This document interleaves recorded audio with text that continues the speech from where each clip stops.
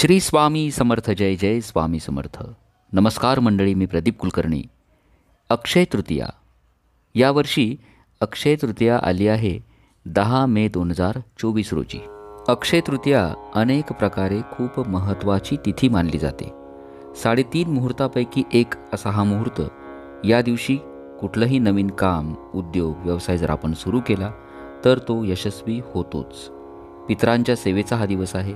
तसंच गृहप्रवेश, वास्तू खरेदी, वाहन खरेदी, सोने खरेदीसाठी हा सर्वोत्तम मुहूर्त मानला जातो. अक्षय म्हणजे कधीही न संपणारं पुण्य संचय करण्याचा हा दिवस आहे आणि म्हणूनच या दिवशी जास्तीत जास्त आध्यात्मिक सेवा आपल्याला करायची आहे. हा दिवस मानला जातो भगवान विष्णूंचा आणि माता लक्ष्मीच्या सेवेचा दिवस. तसंच याच दिवशी भगवान विष्णूंचा अवतार परशुराम यांनी माता रेणुकेच्या पोटी जन्म घेतला होता. अक्षय तृतीया हा दिवस पितरांच्या सेवेसाठी महत्त्वाचा मानला जातो.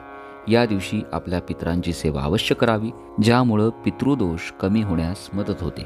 अक्षय तृतीयेचा पूजेचा मुहूर्त काय, पूजा कशी करावी, या दिवशी पितृदोष निवारणासाठी कोणते उपाय करावेत, तसंच आपली आर्थिक परिस्थिती सुधारण्यासाठी माता लक्ष्मीची, भगवान विष्णूंची कोणती सेवा करावी, कोणती मंत्र साधना करावी, हीच माहिती आपण आजच्या व्हिडिओत बघणार आहोत. चॅनलवर आपण जर नवीन असाल, चॅनल सबस्क्राईब करा, बेल आयकॉन दाबायला विसरू नका. आपल्या शंका असतील कमेंट बॉक्समध्ये नक्की विचारा. प्रथम बघूया अक्षय तृतीयेचा या वर्षीचा पूजेचा मुहूर्त. यावर्षी अक्षय तृतीया आली आहे 10 मे 2024 रोजी. पूजेचा जो मुहूर्त आहे तो आहे सकाळी 5:30 वाजेपासून ते दुपारी साधारण 12:45 या दरम्यान आपण अक्षय तृतीयेची जी मुख्य पूजा असते, जलकुंभाची पूजा, तसंच पितरांसाठी जी सेवा आहे, पितृस्तोत्र असेल किंवा मंत्रसाधना असेल, या काळात आपण अवश्य पठण करा. तसंच माता लक्ष्मीची, भगवान विष्णूंची स्तोत्र मंत्रसाधना या वेळेत आपण अवश्य करावी. वास्तू खरेदी, सोने खरेदी, गृहप्रवेश करण्यासाठी देखील हा सर्वोत्तम मुहूर्त आहे. अक्षय तृतीयेची पूजा कशी करायची? या दिवशी सकाळी लवकर उठायचं. या दिवशी उशिरा उठू नका. सकाळी लवकर उठल्यानंतर आपलं देवघराजवळची जागा स्वच्छ करायची, त्या ठिकाणी गोमूत्र शिंपडायचं. या दिवशी सकाळी देवघरातील बाळकृष्णाच्या मूर्तीला पुरुष सुक्तानं अभिषेक अवश्य करावं. आपल्या घरात जर श्रीयंत्र असेल, श्रीयंत्राला देखील अभिषेक करा. कुबेर यंत्राला अभिषेक करायचा. श्रीयंत्राला कुंकुमार्चन या दिवशी अवश्य करायचं. ज्यांच्या घरामध्ये श्रीयंत्र किंवा कुबेर यंत्र नसेल, अक्षय तृतीयेच्या मुहूर्तावर आपण श्रीयंत्र आणि कुबेर यंत्र आपल्या घरामध्ये आणावं आणि त्याची स्थापना करावी. कर्ज कमी होऊन आपली आर्थिक परिस्थिती सुधारल्याशिवाय राहणार नाही.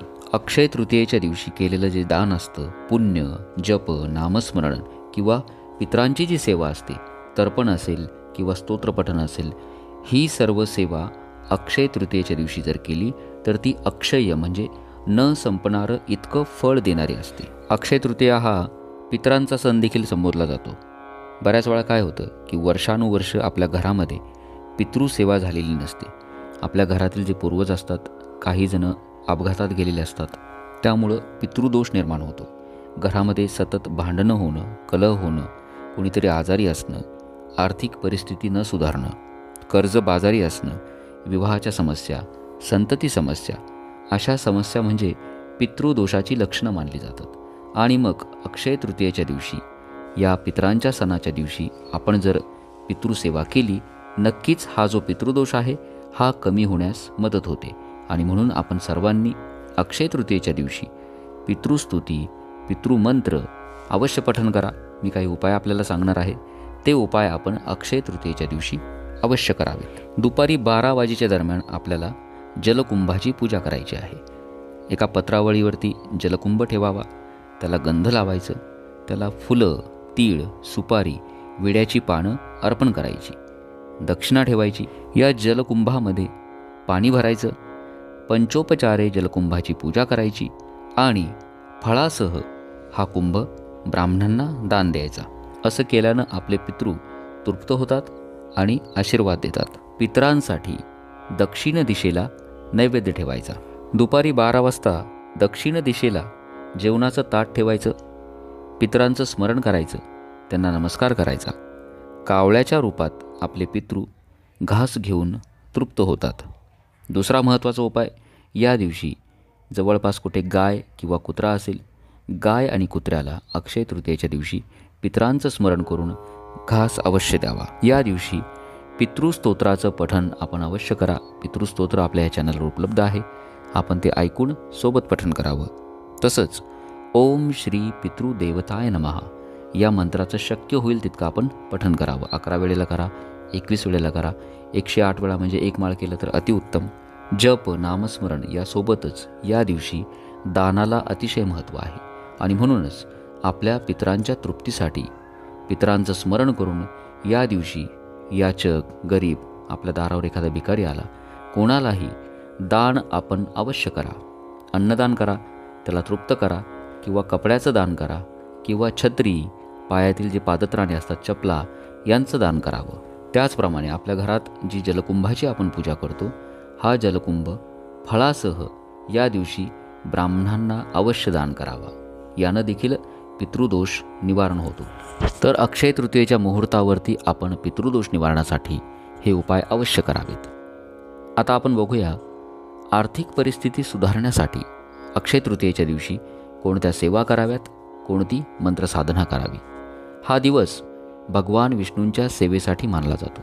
अक्षय तृतीया या दिवशी भगवान विष्णूंची माता लक्ष्मीसह सेवा आराधना केली जाते.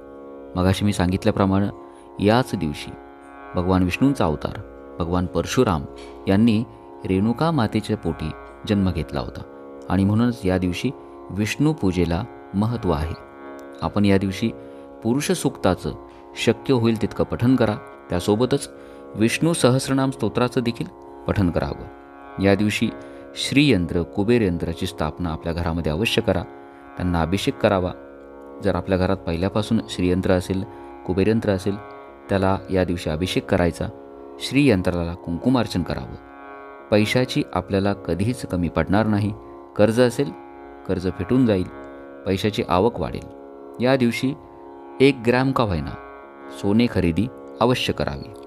माता लक्ष्मीचं कुठलंही स्तोत्र, कणकधारा स्तोत्र, सिद्धकुंजिका स्तोत्र, श्रीसूक्त किंवा महालक्ष्मी अष्टक या स्तोत्रांचं पठण या दिवशी अवश्य करावं.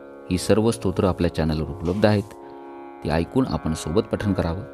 तसंच भगवान विष्णूंचं व्यंकटेश स्तोत्र किंवा विष्णू सहस्रनाम या स्तोत्रांचं देखील आपण या दिवशी शक्य होईल तितकं पठण अवश्य करावं. या दिवशी शक्य झाल्यास दुर्गा सप्तशतीचा पाठ आपण अवश्य करावा. 14 अध्याय आहेत. एक पाठ जर पूर्ण केला खूप छान, किंवा सुरुवात करा आणि एक पाठ 4-8 दिवसामध्ये पूर्ण करावा. अतिशय प्रभावी अशी ही सेवा मानली जाते. आता आपण बघूया अक्षय तृतीयेच्या दिवशी कोणती मंत्रसाधना करावी. श्री स्वामी समर्थ हा षडाक्षरी मंत्र या दिवशी 108 वेळा पठण करा. भगवान विष्णूंचा मंत्र ओम नमो भगवते वासुदेवाय या मंत्राचं 1 माळ पठण करा. ओम श्रीम नमः लक्ष्मी बीज मंत्र 1 माळ पठण करा. आणि माता लक्ष्मीचा आणि भगवान विष्णूंचा लक्ष्मी नारायण मंत्र ओम श्री लक्ष्मी नारायणाय नमः या मंत्राचं 1 माळ पठण अवश्य करावं. आपल्या कुलस्वामिनीचा नवारणव मंत्र ओम ऐं ह्रीं क्लीं चामुंडाय विच्चे या मंत्राचं देखील पठण करा.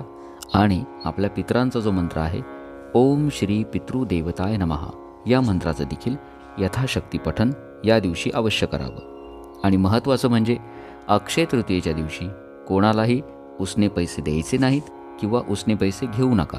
या दिवशी कर्ज द्यायचंही नाही आणि कर्ज घ्यायचंही नाही. तर अशा पद्धतीनं हे सर्व उपाय, ही साधना, उपासना आपण अवश्य करावी. येणारी जी अक्षय तृतीया आहे आपल्या सर्वांसाठी अतिशय फलदायी अशी ठरेल. स्वामी समर्थ महाराजांच्या चरणी, भगवान विष्णूंच्या चरणी प्रार्थना करतो. माहिती आवडली असेल जास्तीत जास्त सेवेकऱ्यांपर्यंत पोहोचवा. आपल्या शंका असतील कमेंट बॉक्समध्ये नक्की विचारा. चॅनल सबस्क्राईब करा. श्री स्वामी समर्थ.